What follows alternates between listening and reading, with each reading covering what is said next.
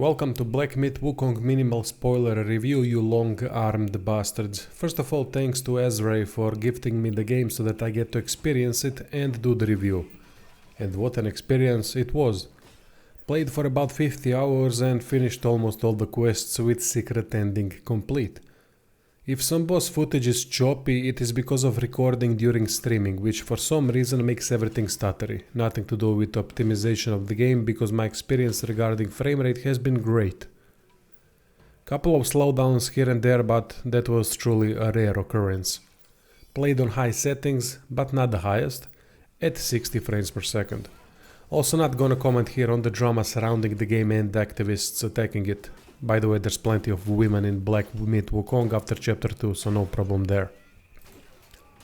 Wukong's story is connected to the Journey of the West Chinese novel and Asura mythology. It's essentially a story about gods and demons, with gods having their own government ruling over everyone to collect spirits to retain immortality, while demons presiding over regions of the world using what power they have to cultivate it and possibly strengthen over time.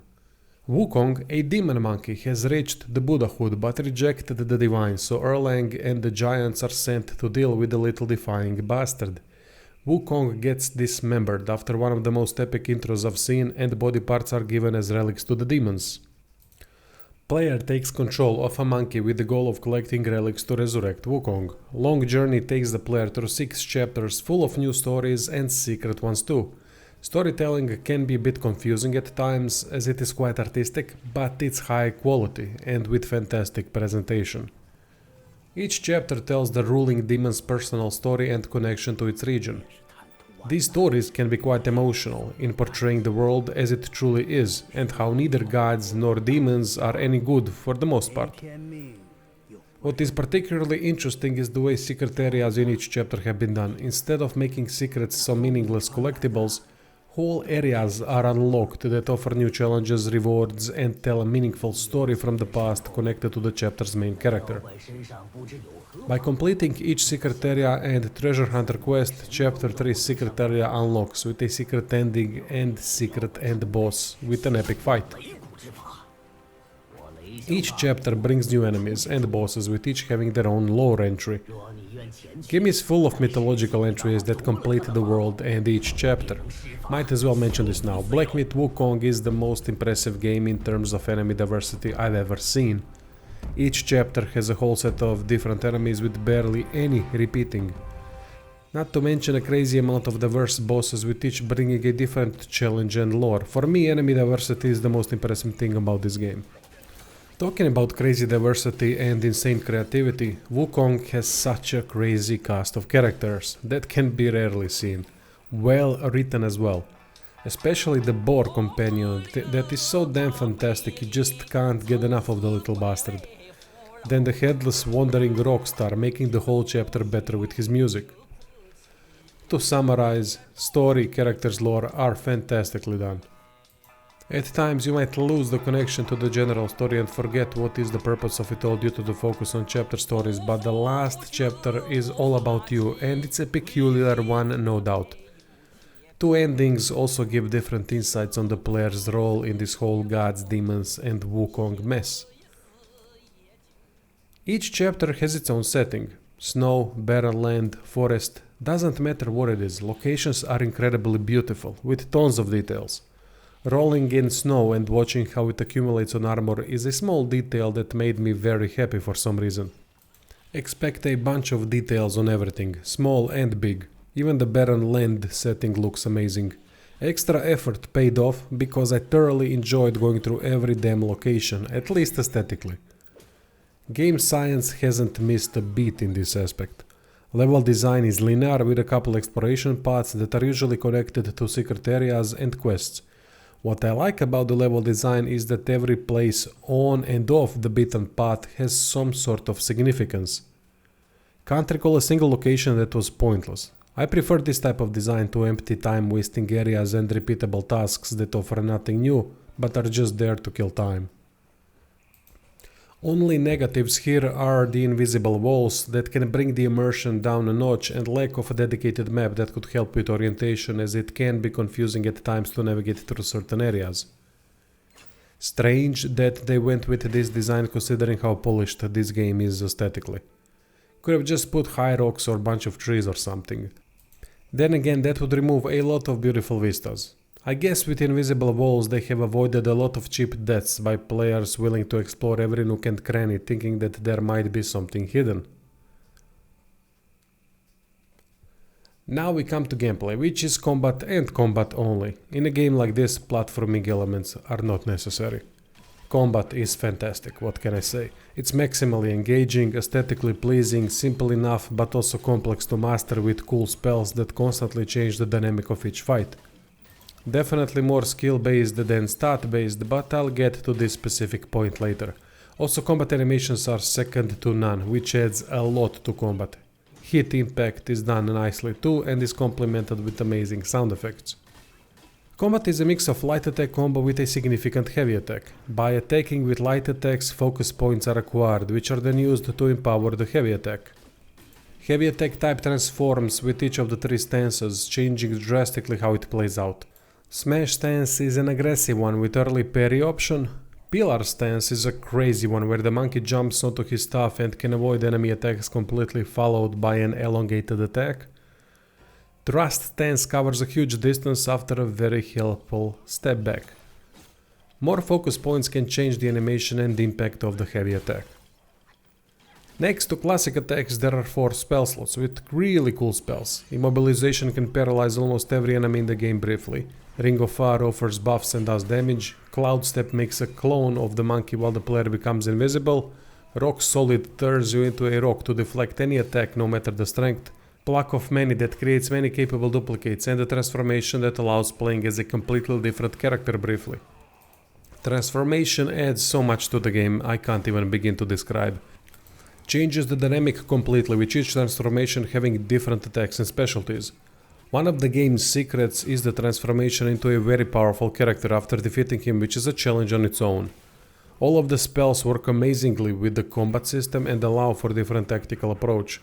Timing when to use the spells is very important, as it changed the outcome for me in many tough fights.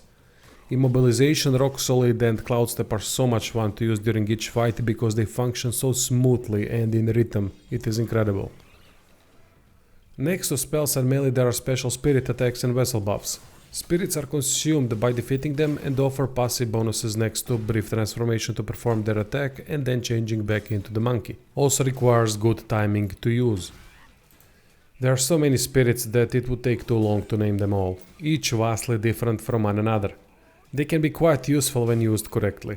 Not many vessels in the game, as I've found only 4, but each offers significant help. One protects against fire, one against wind, then there's a fan that creates wind, and lastly Guardian of the Galaxy style needle. Some vessels can trigger special interactions against primary bosses, which is really cool.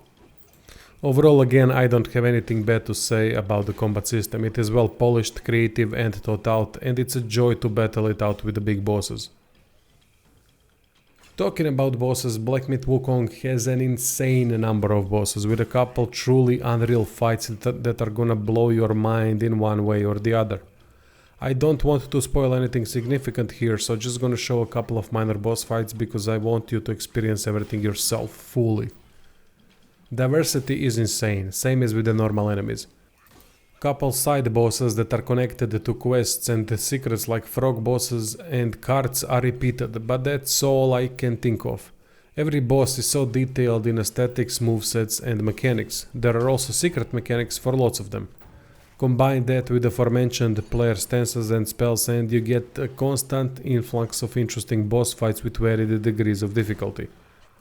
Only 3 bosses in the whole game are not good, with a couple others that have bad last parts of the fight are negative, with everything else being positive. Bosses overall are a huge positive, and I'm gonna explain why a boss rush game done like this is much more interesting than most games. With almost each boss unique in its own way, it creates an incredible dynamic that trash mobs and regular fights could never do. More interesting, rewarding, creative aesthetically, sometimes completely hidden to surprise the player, parts of a secret or a quest, missable, challenging. Black Myth Wukong system with this camera movement works much better in duel fights than versus many enemies at once, so having more boss fights works in the game's favor in this regard as well. While some bosses definitely need balancing, like the secret ending phase 1, which is utterly ridiculous for bad reasons mechanically, but so epic aesthetically, Black Myth Wukong utilizes a varied balancing method to offset emotional exhaustion due to so many bosses. A lot of them player can't take out easily in 1 or 2 attempts, and they serve as filler boss fights, which is a much better option than a filler trash mob fight, especially when done in this way. With added lore for each of the filler bosses and their connection to the world, there are almost no insignificant boss fights. While couple bosses definitely need nerfing and couple improving because health bars and damage output are all over the place, varied balancing of the bosses is a positive thing. Imagine each boss being similarly difficult. That would lead to exhaustion or even predictable fights. Where Black Myth Wukong becomes tedious is not against bosses, but occasionally against trash mobs that are easily defeated and offer no challenge. Trash mobs are also of varied difficulty, with couple being quite tough. More tough trash mobs instead of so many easy ones would be a lot better. Early chapters also have a lot of ranged enemies that pissed me off by being placed far away on elevated positions. It adds nothing but annoyance. Overall combat system, enemies and bosses are amazing. Few weaknesses here and there, but so many positives that make the weaknesses easily forgettable. Character progression system is good too. It's a mix of skill points and equipment. There's almost 20 sets, with each granting significant upgrades that vastly differ from one another. Armor sets look cool as heck too. There are a couple different weapons with unique upgrades available that complement the build system. Accessories that grant passive boosts are here too. Skill tree offers many passive and active upgrades through martial arts, stances and spells, which allows for some variety regarding playstyles. It mostly comes down to which stance is used and which spells are focused. Great thing is that the game allows respec at all times for free, and that works great, as it allows build dynamics in the confines of the class we are playing. What I mean by that, in a lot of RPGs when the player respecs, they can respec into whole other class that had nothing to do with the original. Monkey Boy is always the same class that focuses at times on different things, so free respec is a good idea. To be honest, I think Black Myth Wukong would be better if equipment didn't have stats at all. Let armor sets have their bonuses, but remove defense and attack default stats. It would create better balancing overall throughout.